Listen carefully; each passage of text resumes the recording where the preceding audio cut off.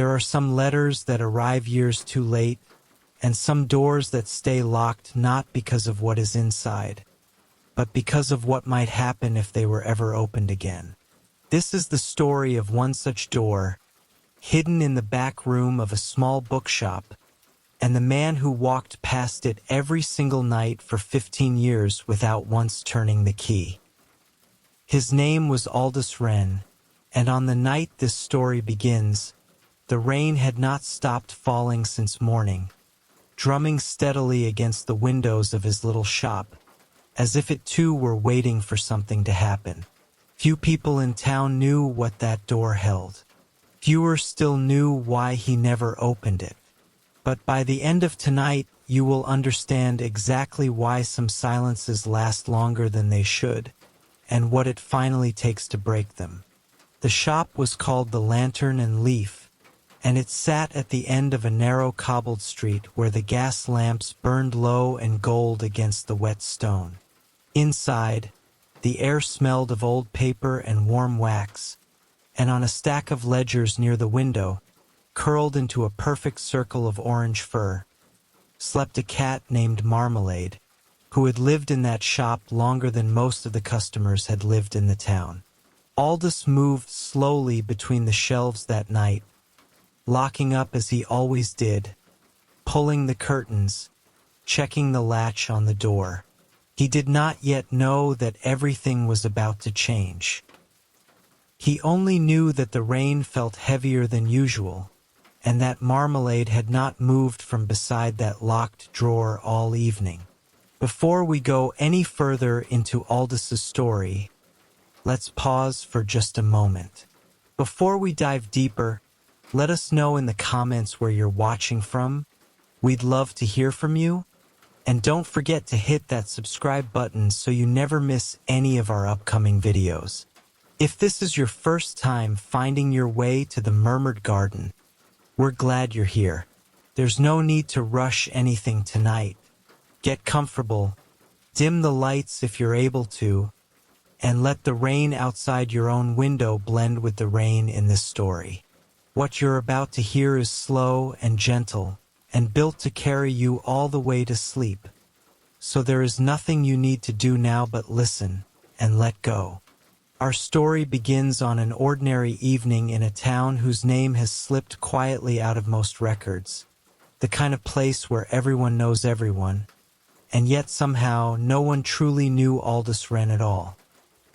He had run the bookshop alone for as long as anyone could remember, ever since a young woman named Eliza Hartwell had once worked beside him, sorting shelves and humming softly to herself as she did. She had left 15 years ago, and no one in town had ever heard him speak her name since. Some people assumed it was simply grief. Others assumed it was something else entirely. Tonight, for the first time in 15 years, that silence was about to be tested, because somewhere out in the wet, dark streets, a letter addressed in handwriting Aldous had never expected to see again was already making its way toward his door. He did not know it yet.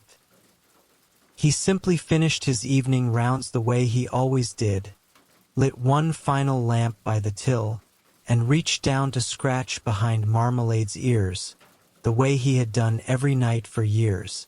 The cat did not purr the way she usually did. Instead, she sat up, fully alert, her eyes fixed on that locked drawer behind the counter, the one Aldous never opened, the one he had built an entire 15 years of careful, quiet routine around avoiding. He told himself it was nothing. He told himself the rain was simply making the old cat restless, the way storms sometimes did.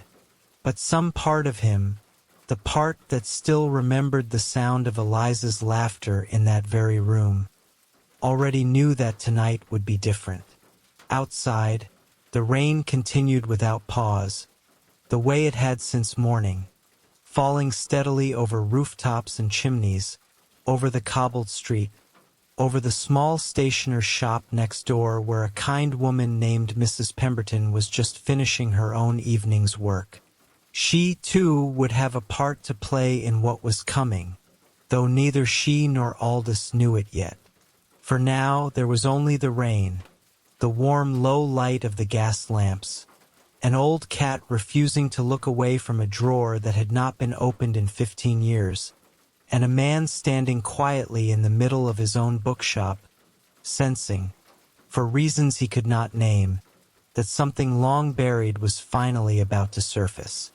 To understand why tonight mattered so much, you must first understand the town itself and the slow, careful rhythm of life within it. It was the kind of place where lamplighters still walked the streets each evening, where horses' hooves echoed softly against wet stone long after the shops had closed, and where everyone assumed they knew their neighbors completely, simply because they had lived beside them for years. Aldous Wren had become part of that rhythm so thoroughly that most people no longer thought to ask about his past at all.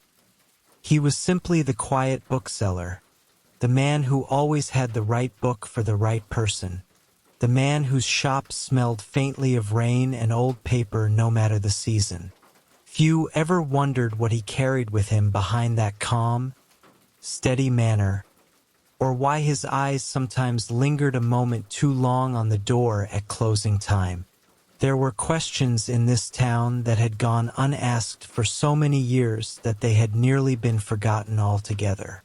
Why had Eliza Hartwell left so suddenly, on a night much like this one, without so much as a goodbye to the man she had worked beside for years? Why had Aldous never once spoken her name since, not even when old customers gently brought her up in conversation? And why, of all the corners of that crowded little shop, had one single drawer remained locked for 15 years, untouched, unopened, as though something inside it might unravel everything if it were ever allowed to see daylight again? These were not questions anyone in town dared ask aloud. But tonight, whether Aldous wished it or not, they were about to demand an answer.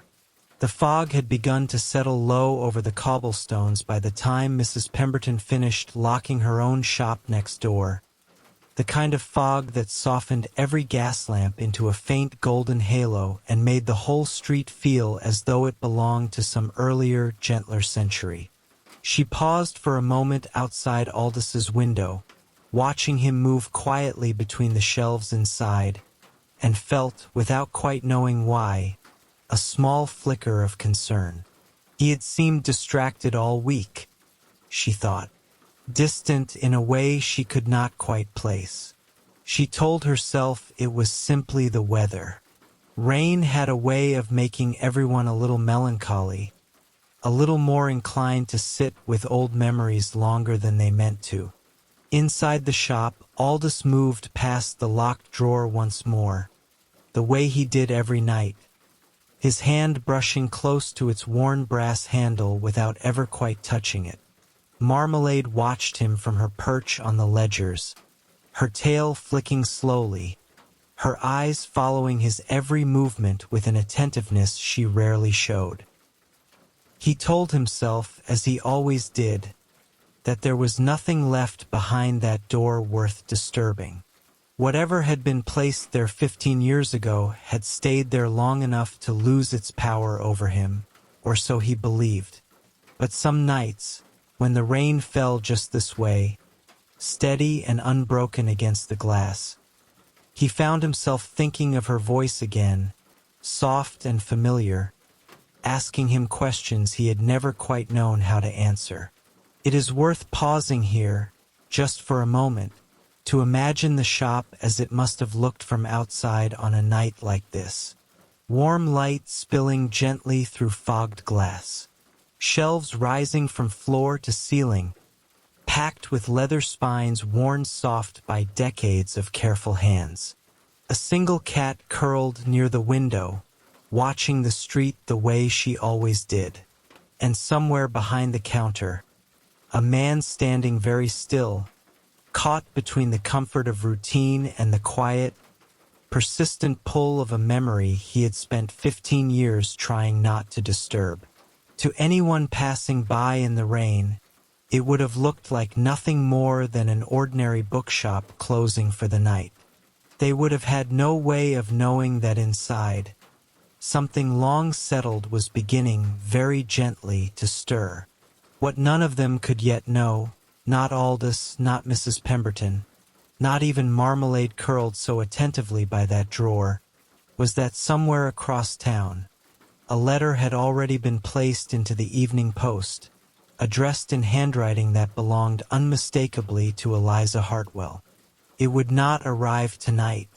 It would arrive tomorrow, in the gentle gray light of morning, carried by hands that had no idea what they were about to set into motion. For now the rain continued, the fog thickened gently around the lamplight, and the quiet questions this town had carried for 15 years sat patiently in the dark, waiting, as they always had, for someone to finally be ready to answer them. To know Aldous Wren as he was that night, you would first need to go back to a quieter, gentler version of him, the young man who had taken over the lantern and leaf from his own father nearly 30 years before. He had grown up among those same shelves, learning the names of authors before he learned most of his schoolyard friends, and there had never been any real question of what he would become. He was meant for that shop the way some men are meant for the sea, or for the soil, drawn back to it again and again no matter where life tried to take him. By the time he was a grown man, the bookshop had become less a place of work and more an extension of who he was. Every creak of the floorboards and every worn spine on the shelves a quiet reflection of his own steady, careful nature. It was into this world that Eliza Hartwell arrived one autumn, many years ago now, seeking work and finding, almost immediately, a place that felt strangely like home. She was younger than Aldous by a decade, full of quick laughter and an unusual gift for remembering exactly which customer wanted which book, even months after they had first asked. He hired her almost on instinct, and within weeks, the shop had taken on a different rhythm entirely, lighter somehow, warmer, filled with the easy back and forth of two people who understood one another without needing to explain themselves. Customers began to notice it too. The way the bookshop seemed to glow a little brighter whenever she was behind the counter, humming softly to herself as she shelved new arrivals.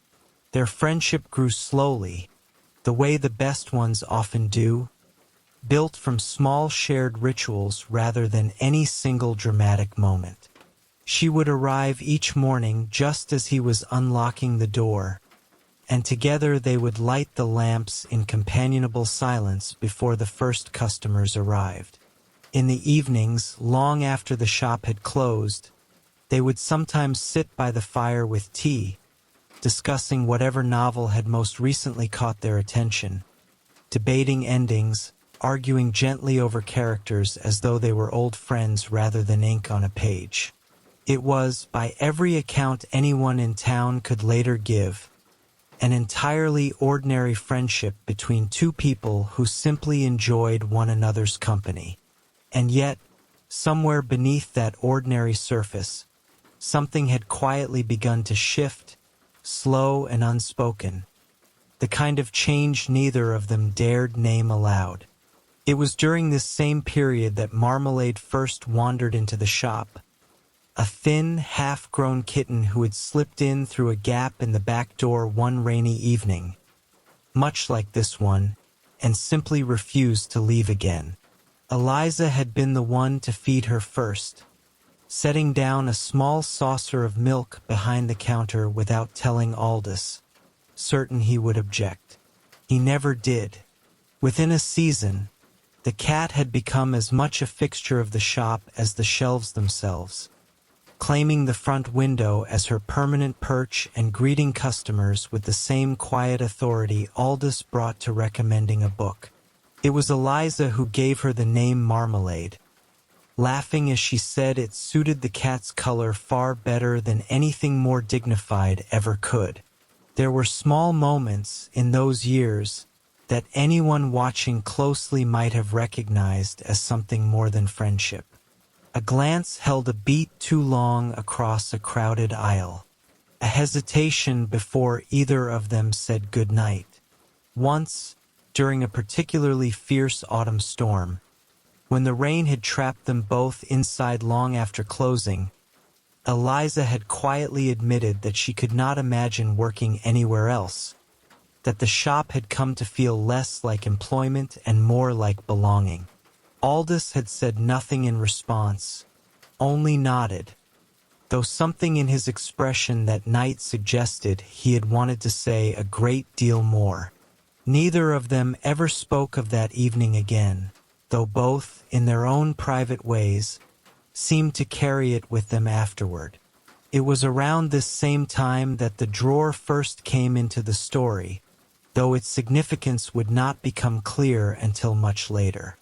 Aldous had begun keeping certain things inside it, small folded pages he wrote late at night after Eliza had already gone home, sentences he started and abandoned and started again, never quite finding the courage to finish any of them properly. He told himself these were simply private thoughts, nothing more, the harmless habit of a man who had always found it easier to write his feelings than to speak them aloud. He locked the drawer each time, not because anyone was likely to look inside, but because some part of him understood, even then, that what he was writing mattered more than he was ready to admit. The friendship continued this way for nearly 2 years, warm and steady and seemingly unshakable, until the autumn that everything changed. It began, as these things often do, with something small. A misunderstanding over a single comment, spoken carelessly and received far more deeply than it was ever intended. Neither of them would fully understand, even years later, how such a small moment managed to unravel something that had taken so long to build. But unravel it did, slowly at first, and then with a quiet, sudden finality that left the shop feeling emptier than either of them could have predicted. By the time the leaves had fully turned that year, Eliza Hartwell was gone, and Aldous Wren had locked that drawer for what he believed, at the time, would be the very last time. Morning arrived gray and unhurried, the rain from the night before settling into a fine, persistent drizzle that clung to every surface in town.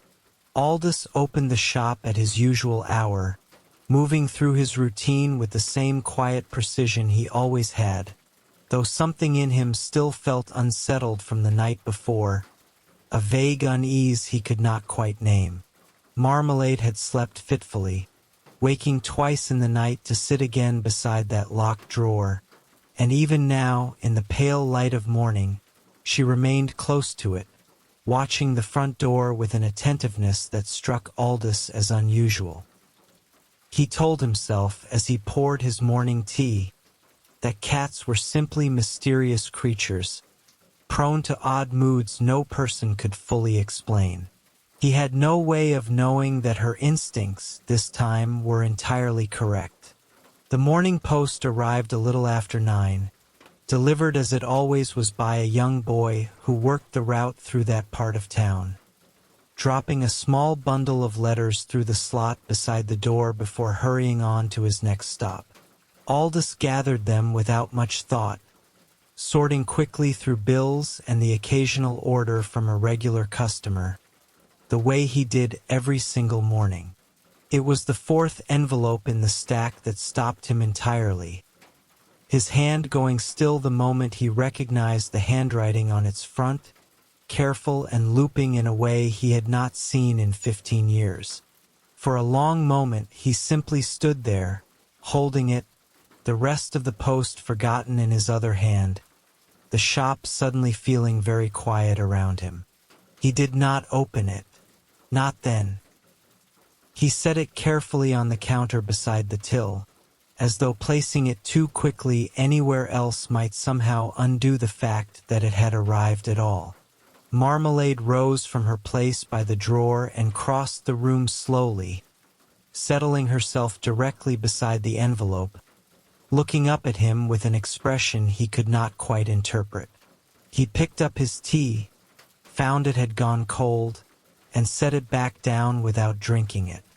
Outside, the drizzle had thickened into proper rain again, tapping steadily against the window panes, the same patient rhythm it had kept all through the previous night. He found himself listening to it more closely than he had in years. Mrs. Pemberton arrived shortly before noon, as she often did, bringing with her a small parcel of stationery Aldous had ordered the week before. She noticed immediately that something was different about him, though she could not have said precisely what. His hands, usually so steady when handling books, trembled slightly as he reached to take the parcel from her. His responses to her usual cheerful conversation came a beat too late, as though his attention were fixed somewhere else entirely. She glanced, without quite meaning to, at the unopened envelope still resting on the counter, its handwriting catching her eye for reasons she could not explain. She said nothing about it, sensing instinctively that this was not a moment to ask questions, though she left the shop that day with a quiet concern she could not quite shake. By early afternoon, Aldous had moved the envelope 3 times, first to a shelf behind the counter, then to a drawer beside the till, before finally returning it to its original place, as though no location in the entire shop felt right for something carrying this much weight. Marmalade followed him each time, patient and watchful, never straying far from wherever the letter happened to rest. He found himself, more than once, reaching for it only to withdraw his hand again, his resolve faltering each time at the very last moment. He told himself he was being foolish, that it was only paper and ink, that whatever it contained could not possibly undo 15 years of carefully constructed peace. He did not yet believe himself. It was nearly evening before he finally allowed himself to pick it up properly, turning it over slowly in his hands, studying the careful loops of his own name written across its front. He recognized, with a small ache he had not expected, the particular way she crossed her letter T, a habit he had once teased her about gently, all those years ago, back when teasing her about such small things had felt like the easiest thing in the world. He set the envelope down again, unopened, and found himself walking instead toward the back of the shop, toward the counter, toward the drawer he had not touched in 15 years. His hand hovered above the worn brass handle for a long moment, the rain outside growing steadily heavier against the glass, before he finally reached for his keys. The key turned more easily than he expected, the lock giving way with a soft, almost gentle click that felt entirely out of proportion to everything it represented. For a moment, he did not pull the drawer open. He simply stood there, one hand resting against the wood, listening to the rain pressing harder now against the windows, as though the storm itself understood the weight of what he was about to do. Marmalade sat very still beside him, her tail curled neatly around her paws, watching with the same quiet patience she had shown all day. Somewhere above the shop, thunder rolled softly in the distance, low and unhurried, and Aldous Wren, after 15 years of careful avoidance, finally drew the drawer open. The drawer, when it finally opened, revealed nothing dramatic at first glance, only a modest stack of folded papers, yellowed slightly at the edges, tied loosely with a faded ribbon that had once been blue. Aldous stared at them for a long moment without moving, his hand still resting on the open drawer, as though some part of him needed a moment to confirm that this was truly happening. that 15 years of careful avoidance had finally given way to something he could no longer postpone. He did not lift the papers out. Not yet. He simply looked at them, the rain still falling steadily beyond the windows, and felt, for the first time in a very long while, the particular weight of a memory he had spent years trying to set aside without ever fully succeeding. He closed the drawer again, gently, without locking it this time, and turned his attention back to the envelope still resting on the counter, Eliza's careful handwriting catching the lamplight in a way that seemed almost deliberate. He told himself he would read it tomorrow, when his thoughts were clearer, when the rain had eased and the shop felt less heavy with everything it suddenly seemed to hold.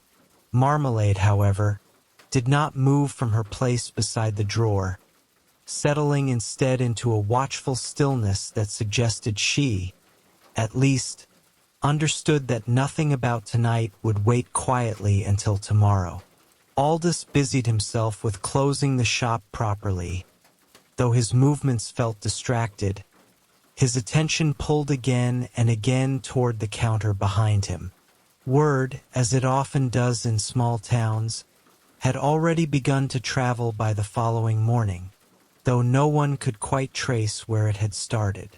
Mrs. Pemberton mentioned, only in passing, to another shopkeeper that Aldous had seemed unusually distracted the day before, his hands trembling slightly as he accepted a simple parcel of stationery. That small observation, repeated and reshaped as it passed from one conversation to the next, soon took on a life entirely its own. Some whispered that he must have received troubling news from a relative. Others suggested, more quietly, that perhaps an old debt had finally come due, the kind of rumor that attaches itself easily to any man who keeps his private affairs as carefully guarded as Aldous always had. None of it was true, though none of it was entirely unreasonable either, given how little anyone in town truly knew about him. Mrs. Pemberton herself paid little attention to these rumors, though she found herself thinking of Aldous more than once over the following days, recalling the strange stillness in his expression, the way his eyes had drifted toward the counter as though something there demanded his full attention even while he spoke with her. She considered, briefly, asking him directly what troubled him, but something in his manner the day before had suggested he was not yet ready to be asked. Instead, she resolved simply to watch quietly, to be available should he ever choose to speak of it himself, the way a good neighbor often does when sensing trouble without fully understanding its shape. Inside the shop, the days that followed passed with an unusual quiet. Aldous continued his work as he always had, shelving new arrivals, recommending novels to familiar customers, lighting the lamps each evening at their usual hour. But anyone who had known him well enough to notice such things would have seen that his attention, more often than not, drifted toward the back counter, toward the drawer he now left unlocked, toward the envelope he had still not opened, tucked carefully now inside one of his coat pockets rather than left out where Marmalade might disturb it. He carried it with him everywhere, through the shop and back to his small rooms above it each evening, though he still could not bring himself to break its seal. It was on the third night, as the rain returned once more, heavier than it had been in days, that Aldous finally allowed himself to revisit the drawer's contents properly. He sat by the fire in his rooms above the shop, the unopened letter resting on the small table beside him, and lifted the folded papers from where he had carried them up earlier that evening. He did not read them all at once. He could not. He read only a single line, in his own handwriting, written so many years ago that it felt almost as though some other version of himself had written it, a version far braver, or perhaps simply far more foolish, than the man he had since become. He set the page down again, his hands unsteady, and sat for a long while simply listening to the rain. Marmalade, who had followed him upstairs that evening as she rarely did, settled herself quietly at his feet, her presence somehow steadying him in a way he could not quite explain. He thought, not for the first time that week, of all the small moments he might have spoken differently, all the conversations he might have continued rather than allowed to end in misunderstanding. He thought, too, of Eliza's careful handwriting on the envelope still waiting downstairs, and wondered, with a mixture of hope and quiet dread he had not felt in 15 years, what exactly she had finally chosen to say to him now, after all this time, after everything that had been left unspoken between them for so long. It was nearly midnight when Aldous finally found the courage to open the letter, the fire in his small rooms above the shop reduced to little more than embers, the rain outside softening at last into something gentler, more rhythmic, almost soothing in its persistence against the window panes. He broke the seal slowly, his hands steadier now than they had been all week, as though some quiet decision had finally settled within him over the past several days. Marmalade remained curled at his feet, her breathing slow and even, undisturbed by the weight of what was unfolding around her. He unfolded the single page inside, and began, at last, to read the words Eliza Hartwell had chosen to send him after 15 years of silence. Her handwriting filled barely half the page, careful and measured, the words of someone who had clearly considered each sentence long before committing it to paper. She wrote that she had thought of him often over the years, more often than she had ever expected to, and that she had finally reached a point in her life where the silence between them had begun to feel heavier than the risk of breaking it.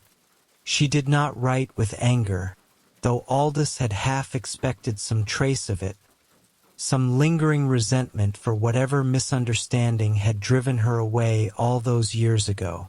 Instead, her words carried only a quiet, simple honesty, an admission that she had left not because of anything he had done, but because of something she herself had been too afraid to say at the time. She explained, gently and without elaboration, that the comment which had so wounded her years ago had been misheard, its meaning entirely different from what she had assumed in the moment, shaped more by her own private fears than by anything Aldous had truly intended.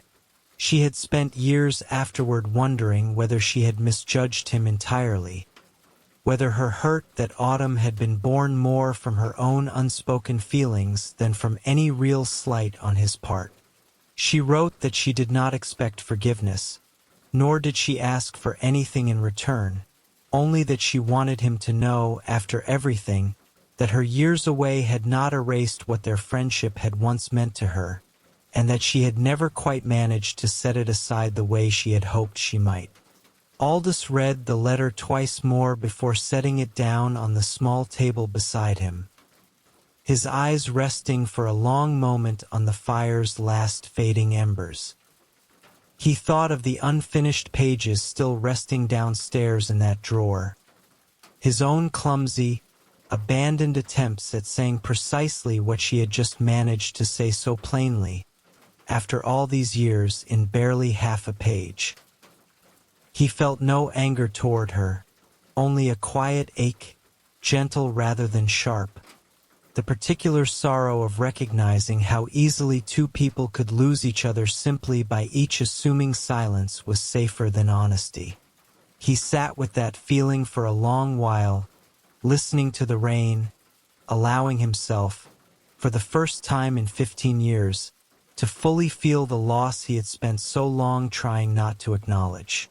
It was Marmalade who finally stirred him from his thoughts, rising from her place at his feet and moving toward the small writing desk near the window, settling herself there as though waiting for him to follow.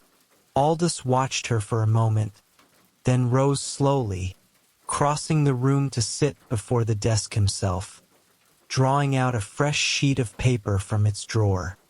He did not yet know exactly what he intended to write, only that, for the first time in a very long while, he no longer felt afraid to begin. The rain continued steadily outside, softer now, almost peaceful, as though the whole town had settled gently into the same quiet stillness that had finally, after 15 years, found its way into him. He picked up his pen, dipped it carefully, and held it above the page for a long moment. The only sound in the room the steady patter of rain and the faint, contented breathing of the cat curled now beside the inkwell. There was no need to rush this.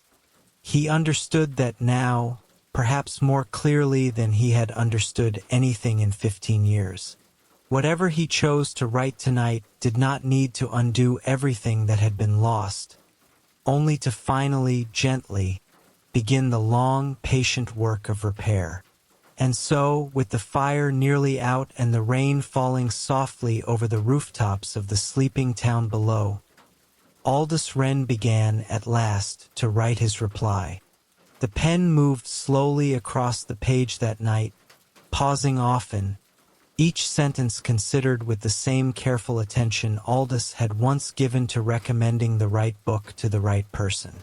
He did not try to explain everything at once.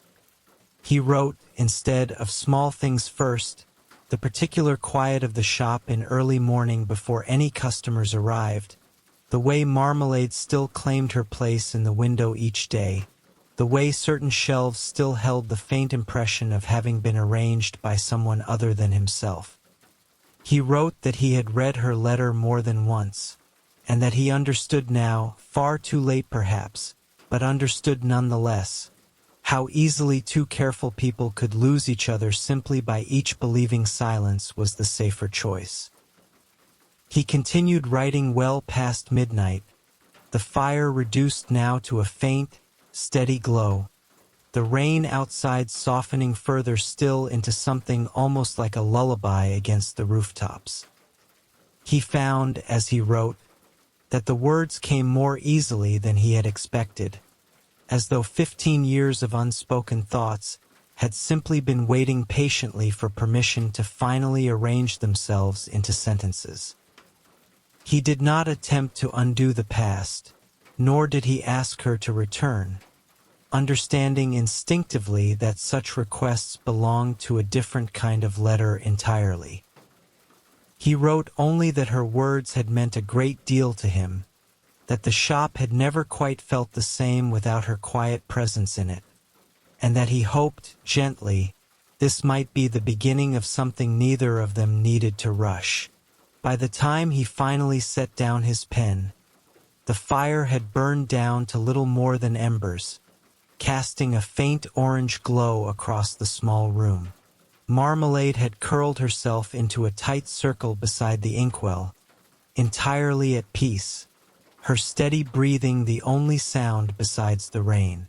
Aldous folded his letter carefully, sealing it the way he always sealed correspondence at the shop, with the same quiet precision he brought to every small task.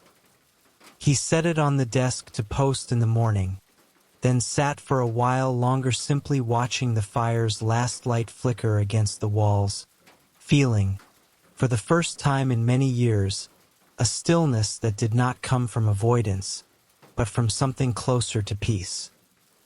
He rose eventually, moving quietly through his small rooms, extinguishing the remaining candles one by one until only the faint glow of the dying fire remained. Below him, the shop sat dark and silent, shelves of familiar books standing patient in the shadows, the locked drawer now resting open and empty of its old secrets for the first time in 15 years. He thought, as he made his way toward bed, of how strange it was that a single piece of furniture could carry so much weight for so long, and how much lighter the whole shop seemed to feel now that its quiet burden had finally been set down. Marmalade followed him as far as the top of the stairs before settling there instead, content to keep her own quiet watch over the night. Outside, The town had long since gone to sleep, lamplighters having made their final rounds hours before, extinguishing one gas lamp after another along the cobbled streets until only a faint scattering of light remained in upstairs windows here and there, marking the homes of those still awake with their own private thoughts. Mrs. Pemberton's shop next door sat dark and quiet, its shutters drawn against the steady rain. She herself long since asleep, unaware that the trouble she had sensed in Aldous days before had already begun, quietly and gently, to resolve itself. The rain continued falling over rooftops and chimneys alike, soft and unhurried, the same patient rhythm it had kept since the previous evening, as though the whole town existed simply to be lulled, slowly and completely, into rest. There is something quietly remarkable about towns like this one, about the small, ordinary lives lived within them, each carrying private histories that rarely announce themselves to the world at large. Aldous Wren was, by every outward measure, an unremarkable man, a quiet bookseller in a quiet shop, easily overlooked by anyone passing briefly through. And yet, within him, he carried 15 years of careful silence, a friendship nearly lost and finally, gently, beginning to be repaired, all of it unfolding behind an ordinary shop window while the rest of the world continued on, entirely unaware. Perhaps this is true of most people we pass each day, each one quietly carrying some version of their own locked drawer, waiting patiently for the right letter to finally arrive. As the night deepened further, the rain began at last to ease, fading gradually from its steady patter into something softer still, until only the faintest whisper of it remained against the windows. Aldous slept more soundly that night than he had in years. His small rooms above the shop settled into a peace that had eluded him for a very long while. Marmalade, too, slept deeply at the top of the stairs, her quiet vigil finally complete, the worry that had kept her so restless these past few days dissolving now into simple, contented rest. Below them both, the shop sat in darkness, shelves of stories standing silent and patient, holding within them, as they always had, countless other histories waiting quietly for someone, someday, to finally open them. By the time morning arrived, soft and gray and gentle, the rain had stopped entirely, leaving behind only a faint mist clinging low over the cobblestones, the kind of mist that made the whole town feel, for a little while, suspended somewhere between night and day.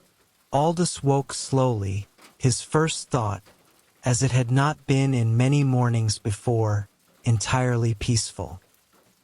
He rose, dressed, and made his way downstairs, posting his letter before the shop had even properly opened, watching for a moment as it disappeared into the morning post, carrying with it 15 years of finally spoken honesty. Whatever Eliza's reply might eventually bring, he understood now that the silence between them, at least, had finally, gently, come to its end. And so the bookshop settled back into its familiar rhythm, shelves dusted, lamps lit each evening at their usual hour, Marmalade returning to her place in the window as though nothing at all had changed. But something had changed, quietly and completely, in the way only the smallest, gentlest shifts ever truly do. The drawer remained unlocked from that day forward, no longer a place for hiding unfinished thoughts, but simply an ordinary drawer once more, holding whatever small, unremarkable things ordinary drawers tend to hold. And on quiet evenings, when the rain returned to tap softly against the windows, as it always eventually did, Aldous would sometimes pause in his work, listening, and find himself thinking not of loss, but of beginnings, however late they arrived. The rain kept its steady watch over the bookshop, as it always had, patient, the way some kinds of waiting are. And somewhere beneath its quiet rhythm, an old cat slept soundly in the window, a man slept peacefully above the shop he loved, and a small, ordinary town drifted gently into another night, carrying within it, as every town does, countless other quiet histories, each one waiting patiently for its own letter to finally arrive. In the days that followed, the town moved through its familiar rhythms much as it always had, unaware of the quiet repair taking place behind the windows of the Lantern and Leaf. Aldous opened the shop each morning at the same hour, lit the lamps in the same careful order, and dusted the same shelves he had dusted for 30 years. Yet everything about these small rituals felt subtly different now, lighter somehow, as though some weight he had carried so long he had stopped noticing its presence had finally been set down. He found himself pausing more often than usual simply to look around the shop, at the worn floorboards, the leaning stacks of novels, the soft gray light filtering through fogged glass, as though seeing it all freshly for the first time in years. Marmalade, too, seemed to sense the shift in the air, resuming her usual place in the window with a contentment that had been absent in the days before. She no longer kept her restless watch over the drawer, no longer sat upright through long stretches of evening as though waiting for something to happen. Instead, she returned to her old habits, stretching long in the morning light, dozing through the quiet hours of midday, rousing herself only when a customer's footsteps approached the door. Aldous found a particular comfort in watching her settle this way, as though her own peace confirmed something he could not quite put into words himself, some sense that whatever had needed resolving had, in fact, finally resolved. Mrs. Pemberton noticed the change in him almost immediately, though she said little about it at first, sensing that some things were better observed quietly than remarked upon directly. She noticed the way his shoulders no longer carried that faint, persistent tension she had grown so used to seeing in him. She noticed, too, the small, private smile that occasionally crossed his face while he worked, the kind of smile a person wears when their thoughts have wandered somewhere pleasant without their quite meaning them to. She did not ask what had changed. She simply allowed herself to be glad of it, bringing him his usual parcels of stationery each week with the same warm, unhurried conversation she always had, content to let him share whatever he wished, whenever he felt ready. The days grew shorter as autumn deepened further into the season, the light outside fading earlier each evening, the gas lamps along the street beginning their glow a little sooner with each passing week. Aldous found himself, more than once, standing at the window of the shop in the half-light of early evening, watching the lamplighters make their rounds, their long poles raising small circles of gold against the gathering dusk, one lamp after another flickering to life along the cobbled street. There was something deeply peaceful in watching this ritual unfold each evening, the same slow procession of light spreading gradually through the town, as though the whole world were settling, quite deliberately, into its own gentle preparation for rest. It rained often during this stretch of the season, the kind of steady, unhurried rain that seemed less like weather and more like simply another part of the town's daily rhythm. Aldous had always found a particular comfort in rain, even in the years when comfort had been harder to come by, and now, with the drawer behind the counter standing open and empty of its old burden, he found himself enjoying it more fully than he had in a very long while. He opened it more easily this time, his hands steadier than they had been on that first rainy night, and found within it a warmth he had not quite allowed himself to expect.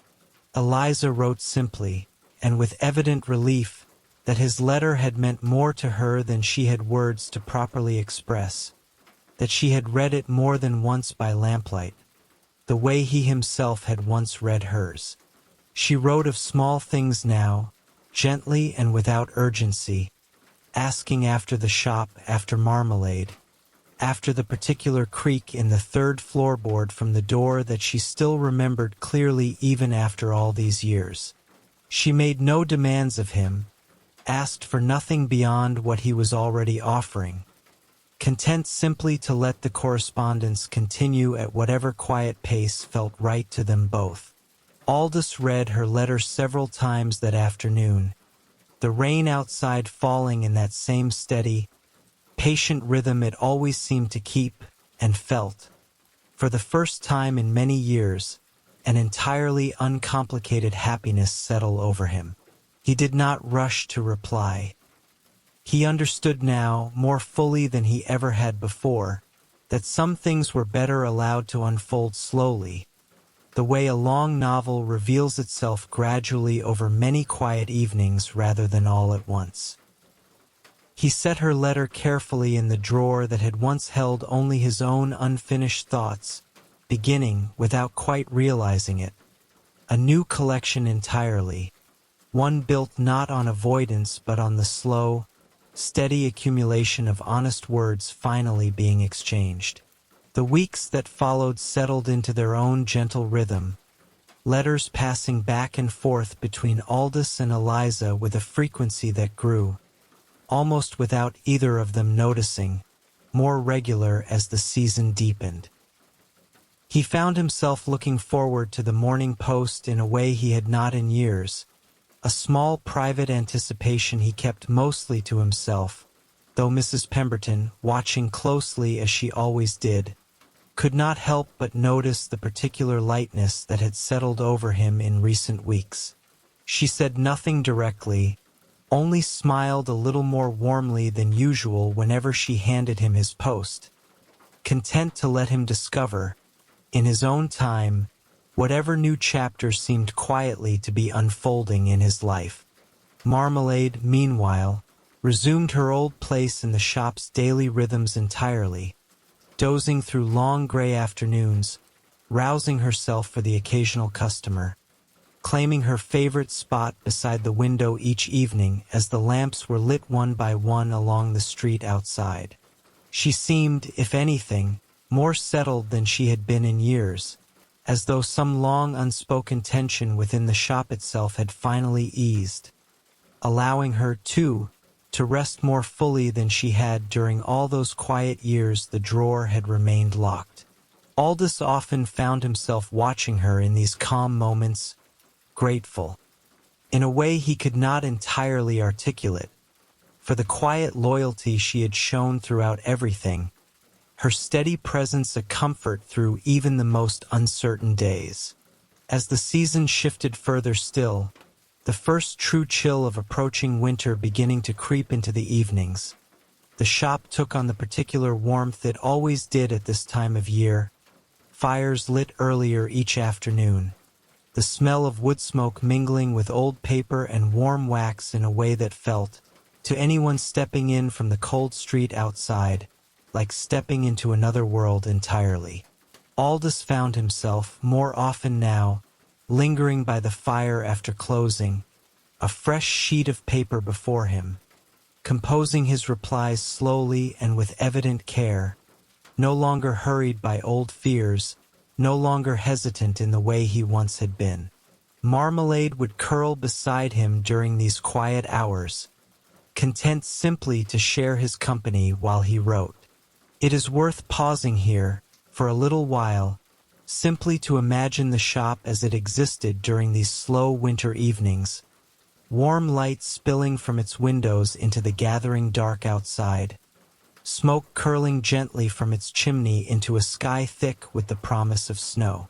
Inside, an old cat dozed by the fire while a man wrote letters at his desk, unhurried, at peace, surrounded by 30 years of carefully kept books standing patient sentinel along every wall.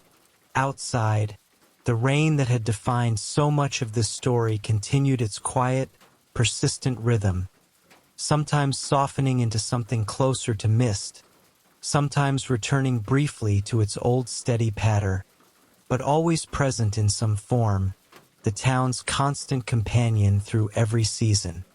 There is a particular kind of peace that settles over a person once they have finally allowed themselves to say the things they spent years too afraid to speak aloud. And it was this peace, more than anything else, that had settled now over Aldous Wren. He no longer flinched at the sight of that old drawer, no longer felt his chest tighten when he passed the spot near the window where Eliza had once spent so many hours shelving books beside him. Instead, he found himself remembering those years with a gentler kind of fondness, grateful for what they had been rather than haunted by how they had ended, understanding now that endings, even painful ones, did not always have to remain endings forever. The winter deepened steadily through the following weeks, snow beginning to gather along the edges of the cobbled streets, softening every rooftop and windowsill into something quieter, gentler, the whole town settling into that particular hush that only heavy snowfall ever truly brings. Aldous kept the shop's fires burning a little longer each evening now, the warmth inside standing in soft contrast to the cold gathering steadily outside. Marmalade took to sleeping closer to the hearth during these colder nights, her quiet purring filling the otherwise silent shop with a small, steady comfort that Aldous had come to rely on more than he ever fully admitted, even to himself. It was on one particularly quiet evening, snow falling steadily past the windows in slow, drifting flakes, that Aldous found himself thinking back over the entire stretch of this story.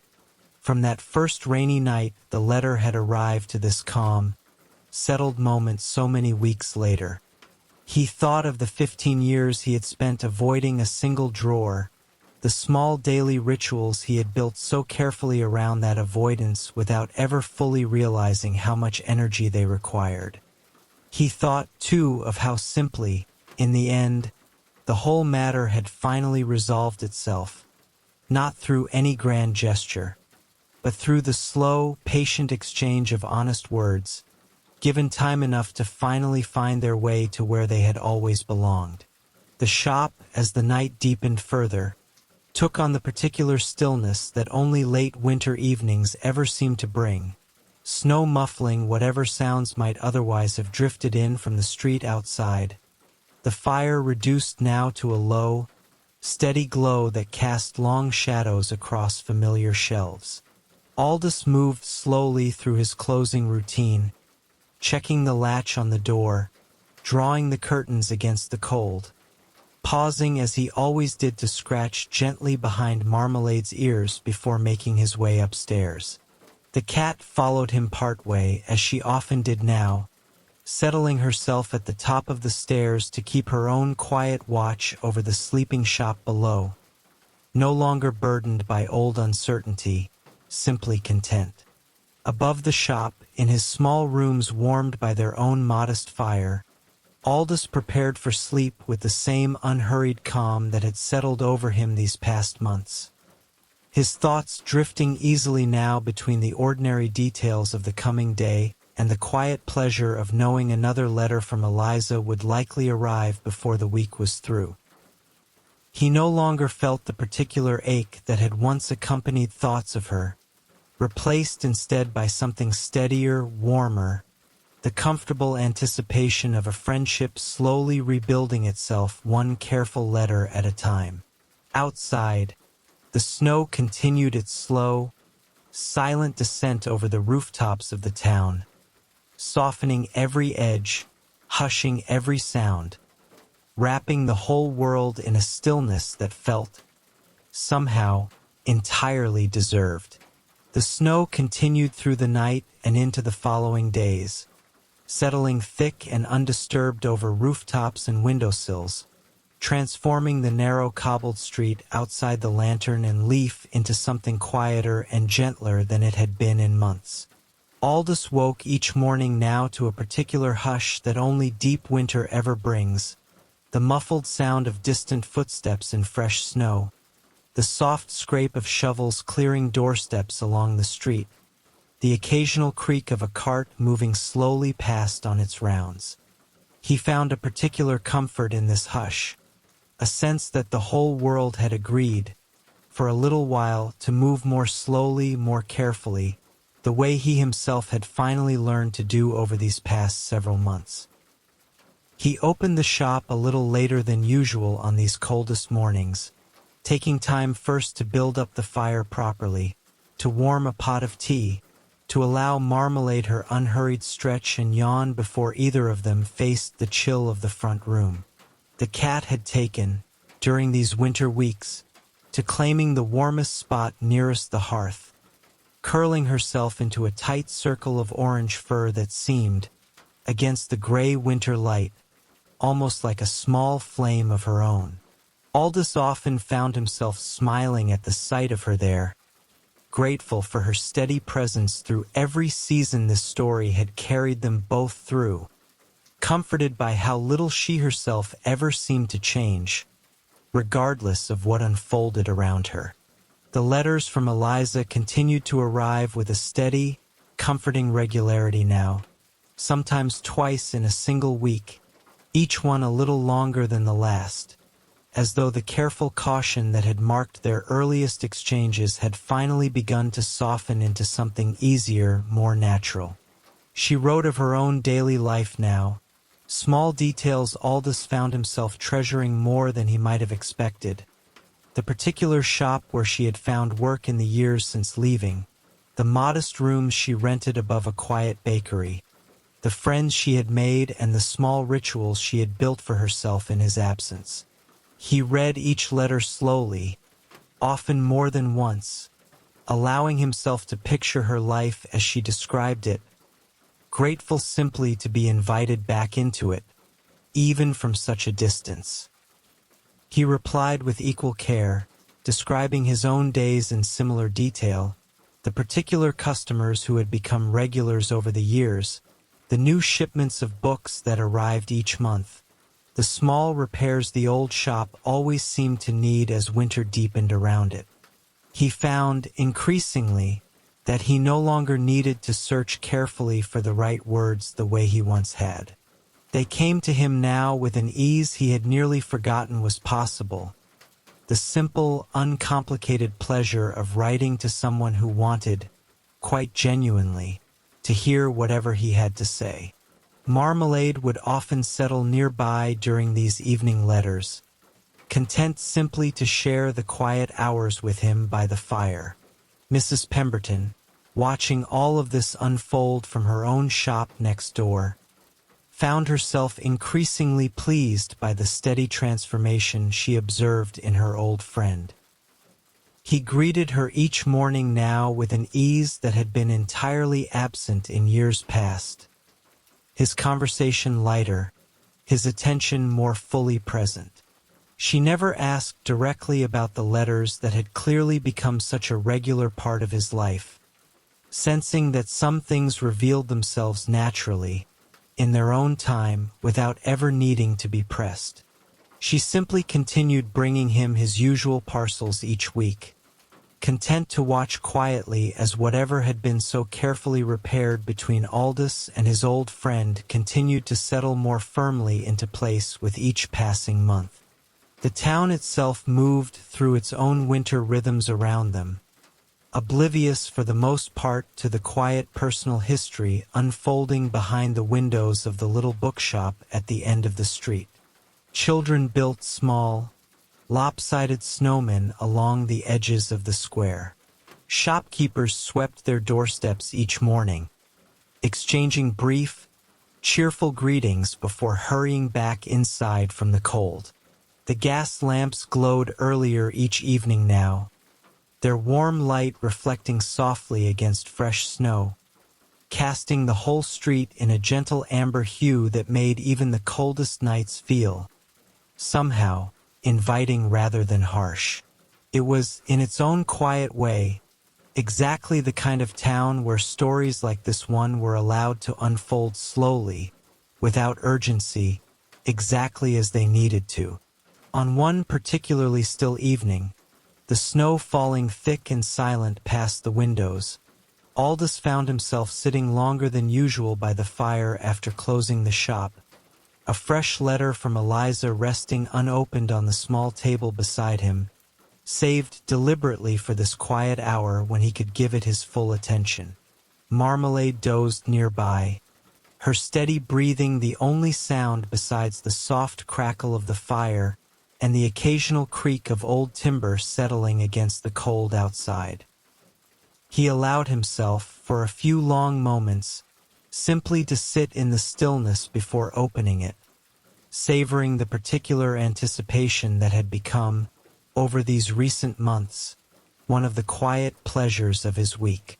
When he finally did open it, he found her words gentler and more reflective than usual, as though the season itself had settled something thoughtful in her as well. She wrote of how strange it felt, after all this time, to find herself once again looking forward to something so simple as a letter arriving in the post, how she had nearly forgotten what it meant to feel genuinely connected to another person after so many quiet years spent mostly alone. She wrote, too, of considering a visit, perhaps in the spring, once the roads had cleared and travel felt less burdened by winter's lingering cold, though she was careful to add that she would understand entirely if he preferred things to continue simply as they were, by letter alone. Aldous read this particular passage several times, feeling something both hopeful and faintly nervous stir within him, the particular uncertainty of a man and used to anticipating good things after so many years spent merely enduring quiet disappointment. He did not reply immediately, allowing himself instead to simply sit with the idea for a while, watching the fire, listening to the snow settle softly against the windows.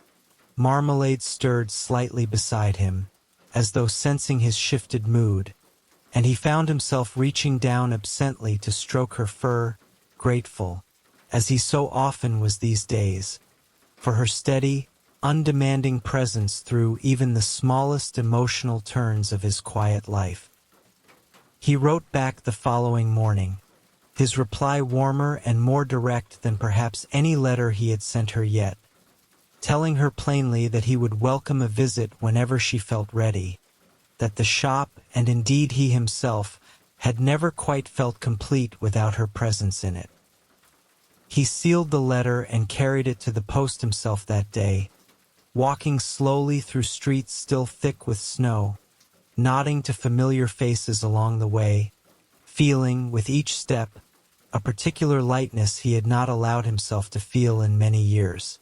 By the time he returned to the shop, the morning's customers had already begun to arrive, and he settled easily back into his usual rhythm, content simply to wait, patiently now rather than fearfully, for whatever her reply might eventually bring.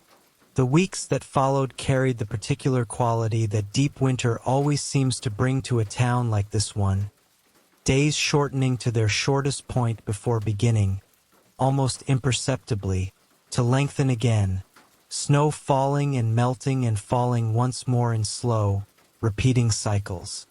Aldous continued his daily work with the same steady care he always had, though something in his manner now carried an unmistakable ease that even casual customers occasionally remarked upon, commenting that he seemed, somehow, lighter than he had in years.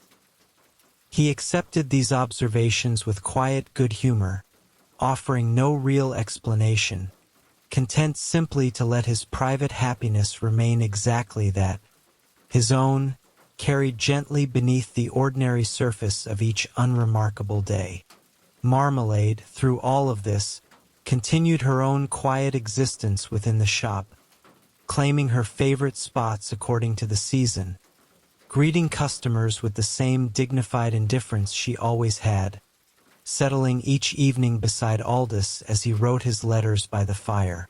She had, in her own way, witnessed the entire unfolding of this story from beginning to end, present through every silence and every small resolution, and there was something quietly fitting, Aldous often thought, in the fact that she remained now exactly as she had always been, steady and unchanged.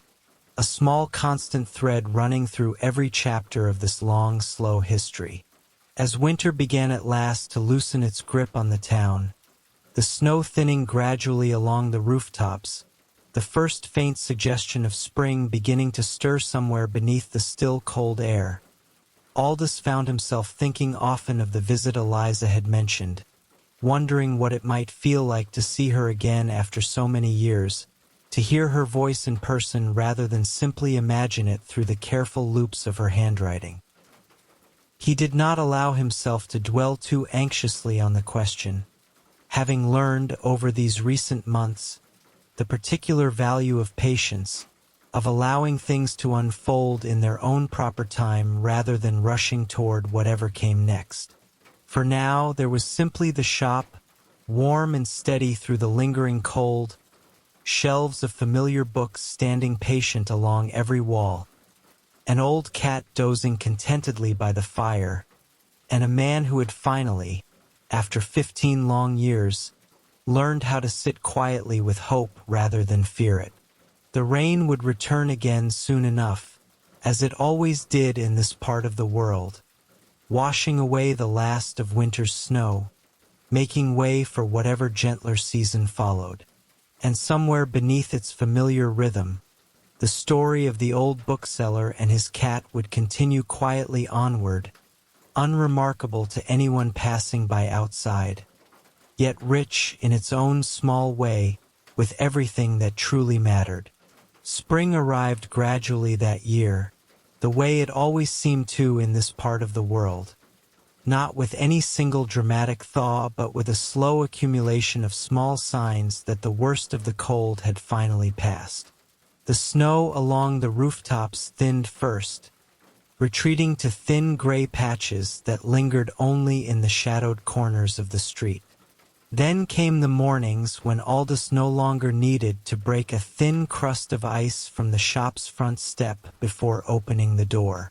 Then, finally, came the first proper rain of the season, softer than winter's snow had been, falling steadily over a town that seemed almost to exhale with relief at its arrival. He stood at the window that first rainy morning, watching it fall, and felt something settle warmly in his chest, the particular comfort of a familiar season returning right on time. Eliza's letters had grown warmer still through these final weeks of winter, each one carrying a little more certainty about the visit she had mentioned, until finally, in a letter that arrived on one of the first truly mild mornings of the season, she named a date.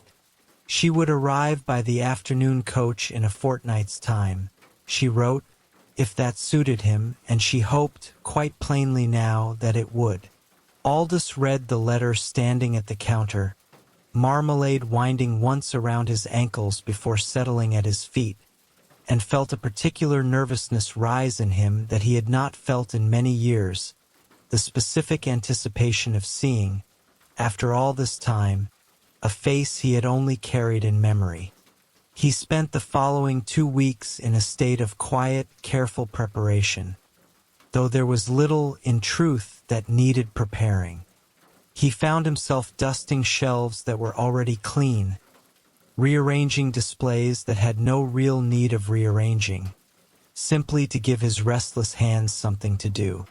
Mrs. Pemberton noticed this particular flurry of activity with evident amusement, teasing him gently one afternoon about the unusually tidy state of his window display, though she said nothing more pointed than that, content to let him discover, in his own time, whatever words he might eventually choose to share with her about what was coming. The day of Eliza's arrival dawned mild and clear, a soft spring sun breaking through scattered clouds for the first time in what felt like months. Aldous opened the shop as usual that morning, though his attention drifted constantly toward the window, toward the street beyond it, toward the hour when the afternoon coach was due. Marmalade seemed to sense his restlessness, following him more closely than usual through his morning rounds, settling finally in the window seat with an air of patient expectation that mirrored his own. He found himself glancing at the clock far more often than any ordinary afternoon required, the minutes passing with a strange, syrupy slowness entirely unlike their usual rhythm. When the coach finally arrived, drawing to a stop at the end of the cobbled street in the soft gold light of late afternoon, Aldous stepped out from behind the counter and crossed to the door, his heart beating with an unfamiliar urgency.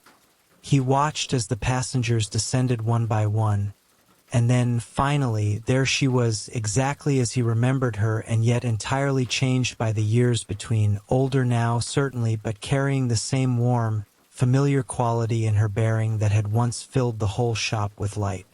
She saw him at the same moment, and for a long breath, neither of them moved, simply standing there in the spring sunlight, 15 years collapsing quietly into a single shared glance. She crossed the street first, closing the distance between them with an ease that suggested she, too, had been waiting a long while for this particular moment to finally arrive. Neither of them spoke right away. There seemed, somehow, no need for the kind of words that might have explained or apologized or accounted for everything that had passed between them. Instead, she simply embraced him, briefly and warmly, the way old friends do when language feels insufficient for the occasion, and Aldous found himself laughing softly, surprised by his own sudden, unguarded happiness, the particular lightness of a long-held breath finally being released. They walked together back toward the shop, talking easily now, the years between them dissolving more with every step, until by the time they reached the door, it felt almost as though no time had passed at all, as though she had simply stepped out for an afternoon errand and was only now returning. Marmalade rose the moment they entered, crossing the shop floor with unusual speed, and pressed herself against Eliza's legs with an insistence that made them both laugh, the old cat clearly remembering, in her own quiet way, exactly who this visitor was. Eliza knelt immediately to greet her properly, scratching behind her ears in the precise spot Marmalade had always favored, as though no time at all had separated them. The evening that followed unfolded exactly the way so many evenings once had, the two of them seated by the fire with tea, talking long after the shop's usual closing hour, the conversation drifting easily between old memories and new updates, between gentle laughter and the occasional comfortable silence neither felt any need to fill. Mrs. Pemberton, passing by on her way home, paused at the window just long enough to see them there together, and felt her own quiet satisfaction at witnessing, finally, the resolution of something she had sensed building gently for months. She did not interrupt, content simply to continue homeward, smiling to herself in the gathering dusk. As the night deepened and the fire burned low, their conversation gradually softened into something quieter, more reflective, the kind of talk that comes naturally once the first excitement of reunion has settled into something steadier.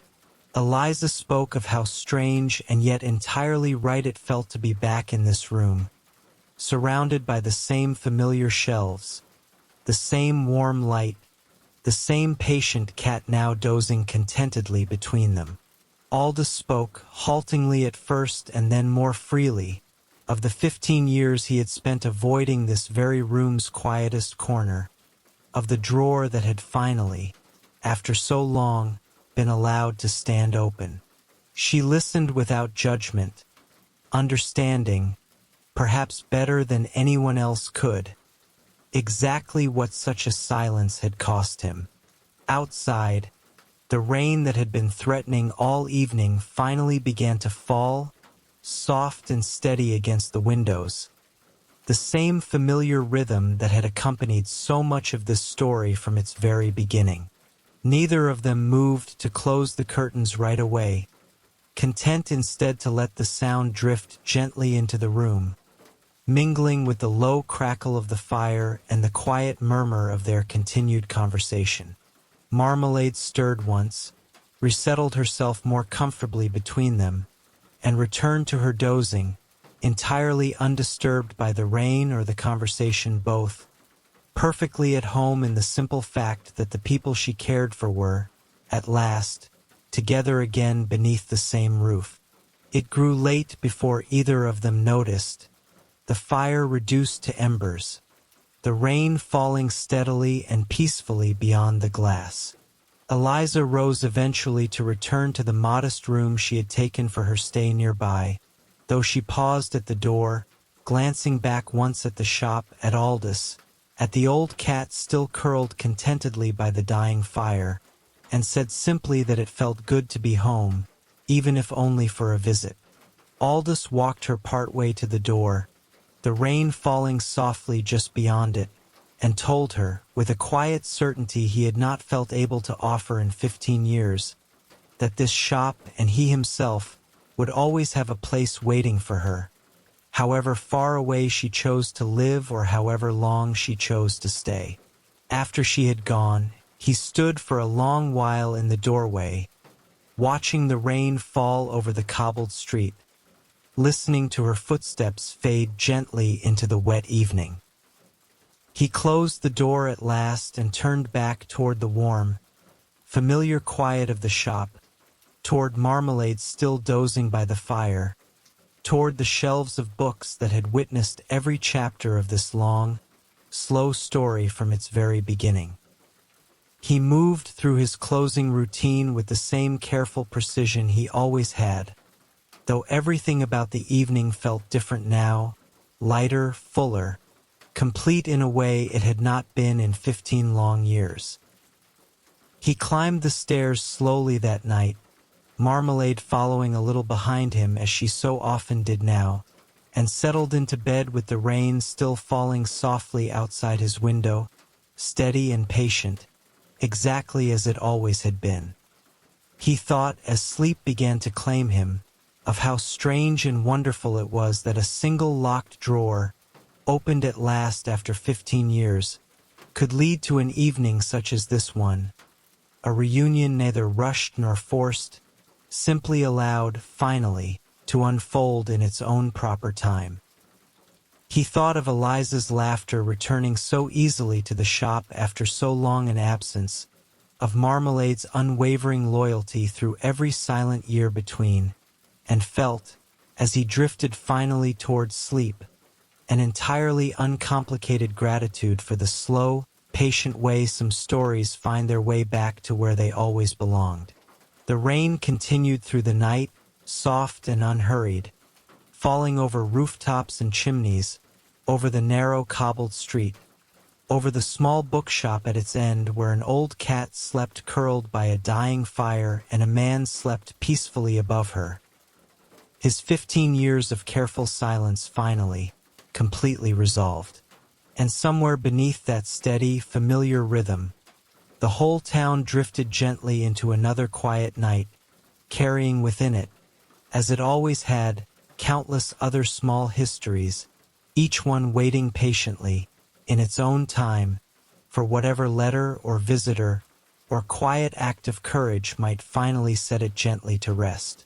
The rain kept its steady watch over the bookshop, as it always had, patient, the way some kinds of waiting are, until at last, even the rain itself grew quiet, and the whole town slept.